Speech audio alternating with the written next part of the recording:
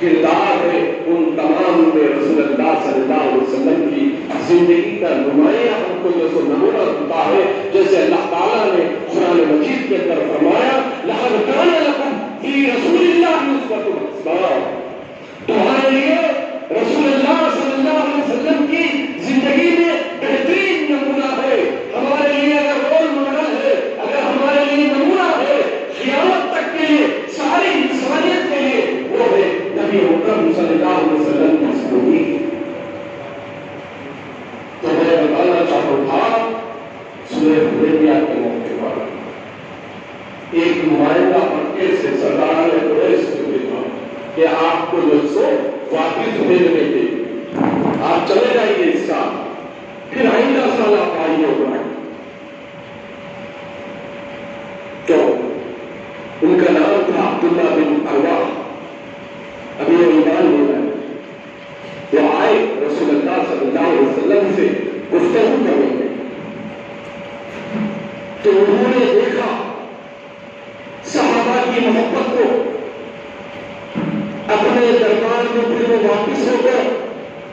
مشرکین مکہ سردار قریش کے سامنے جا کر کہا میں وہ شخص ہوں، میں کیسر و کسریٰ کے دربار میں، نجاشی کے دربار میں گیا ہوں، لیکن ایسی محبت، میں ایسی محبت کسی بادشاہوں کے دربار میں نہیں دیکھا جیسی محبت میں محمد رسول اللہ صلی اللہ علیہ وسلم کے ساتھیوں کے زمین پہ گرنے سے پہلے صحابہ اٹھا کر اپنے چہروں کو مل لیتے، یہ محبت تھی رسول اللہ صلی اللہ علیہ وسلم۔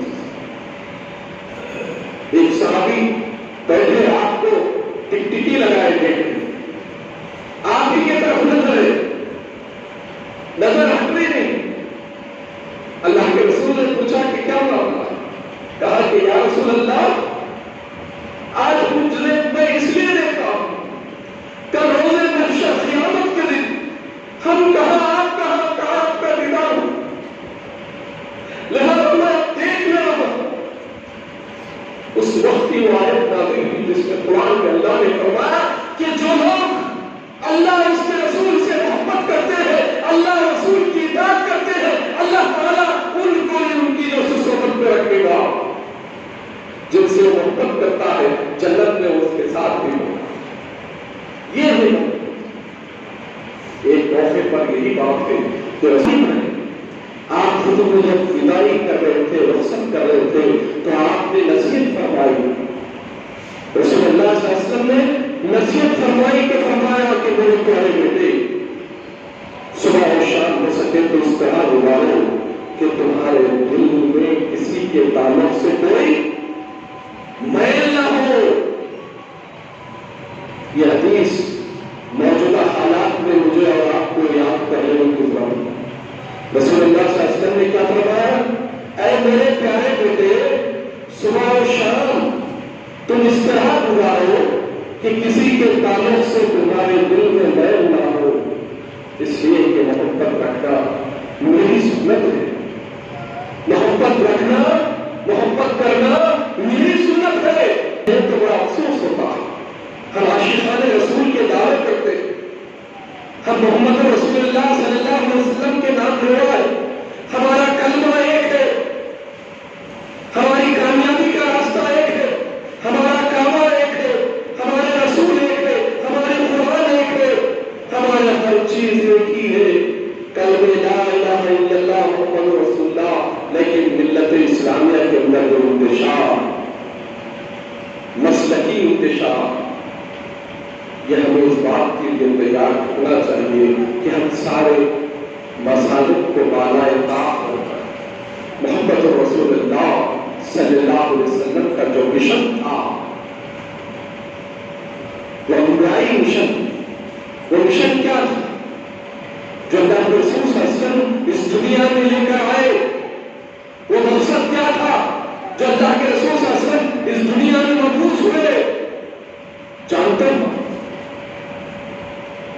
قرآن نے خود کہا کہ ہم نے اپنے رسول کو ہدایت اور دین حق دے کر بھیجا، وہ الذی ارسل رسولہ بالہدیٰ ودین الحق لیظہرہ علی الدین کلہ ولو کرہ المشرکون۔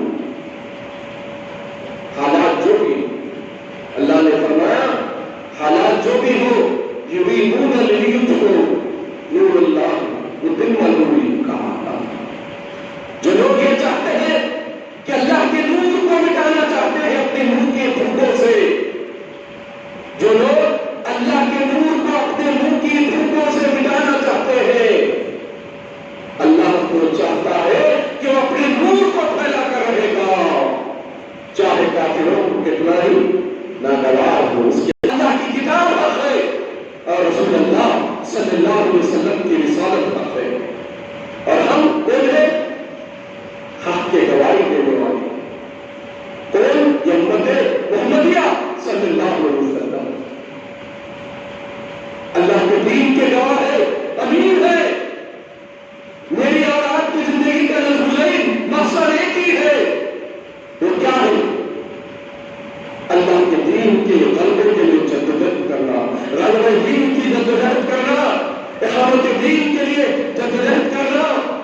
یہ رسول اللہ صلی اللہ علیہ وسلم کی اگر زندگی کا ایک پہلو اگر بڑھتا ہوا پہلو آپ کو نظر آئے گا تو آپ دیکھیں گے کہ اللہ کے رسول صلی اللہ علیہ وسلم کی پوری زندگی دعوت دین، اقامت دین کے لیے جدوجہد میں گزری. پوری دعوت دین، اقامت دین کی جدوجہد میں گزری. اخرجت للناس تأمرون بالمعروف وتنهون عن المنکر وتؤمنون بالله. آج دنیا میں اگر بہترین امت خیر امت کون ہے؟ کون سی امت ہے؟ یہ امت محمدیہ میں اور آپ، جس کو اللہ نے قرآن میں فرمایا کنتم خیر امت، بہترین خیر کی دعوت دینے والی، لوگوں کو بھلائی کی طرف بلانے والی، انسانیت کو اللہ کی طرف بلانے والی، ساری انسانیت کو جہنم سے نجات دینے والی. اس لیے یہ امت کس کی امت ہے؟ رحمت للعالمین کی امت ہے. یہ امت ہے، یہ امت کی اوپر رسول اللہ صلی اللہ علیہ وسلم کے بے شمار احسانات ہیں. للناس بشیر و نذیر. پھر فرمایا یا ایھا الناس انی رسول اللہ الیکم جمیعا. اے انسانوں، میں تم سب کی طرف سے رسول بنا کر بھیجا گیا. فرمایا کہ آپ کو اللہ تعالیٰ نے فرمایا کہ آپ سے کہا کہ کافۃ للناس بشیر و نذیر. آپ سارے انسانوں کے لیے، سارے انسانوں کے لیے کیا بنا کر بھیجے گے؟ جنت کی بشارت دینے والے اور جہنم سے ڈرانے والے. یہ دعوت کا جو پہلو مجھے آپ کو سیرت کے عنوان سے ملتا ہے. آپ جانتے ہیں پہلی وہی کیا نازل ہوئی؟ اقرا. 5 آیتیں جو سورہ الحق کی ہے، غار حرا کے اندر آئی. جبرائیل امین جب لے کے آئے اقرا باسم ربک الذی خلق خلق الانسان من علق اقرا وربک الاکرم الذی علم بالقلم علم الانسان ما لم یعلم. کیا شروع سے نماز کی نازل نہیں ہوئی، ذکر اذکار کی نازل نہیں ہوئی.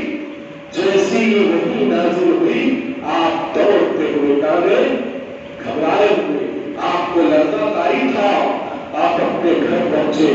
اما خفیفۃ الکبریٰ رضی اللہ تعالیٰ نے کہا، کیا کہا کہ میرے سردار آپ گھبرائیے، آپ پریشان مت ہوئیے، اللہ آپ کو ضائع نہیں کرے گا. آپ کیا دوڑتے ہیں؟ بھاگے ضم ملوں گی، مجھے چادر اڑا دو، میرے جان کو خطرہ محسوس ہو رہا. تمہارے ہماری ماں نے کیا کہا؟ اما خفیفۃ الکبریٰ رضی اللہ تعالیٰ نے کہا کہ میرے سردار آپ گھبرائیے مت، آپ پریشان مت ہو، اللہ آپ کو ضائع نہیں کرے گا. کیوں؟ کہ آپ بے قسم کی مدد کرتے ہیں، بے سہاروں کو سہارا دیتے ہیں، آپ بیواؤں کی مدد کرتے ہیں، آپ کمزوروں کا جسم بول کھا لیتے ہیں، آپ بھوکوں کو کھانا کھلاتے ہیں، آپ یتیم اور مسکین بیواؤں کے ساتھ حسن سلوک کرتے ہیں. اللہ آپ کو ضائع نہیں کرے گا. یہ الفاظ ہر سیرت نگار میں لکھا ہے، ہر سیرت کی کتاب میں آپ کو ملے گا.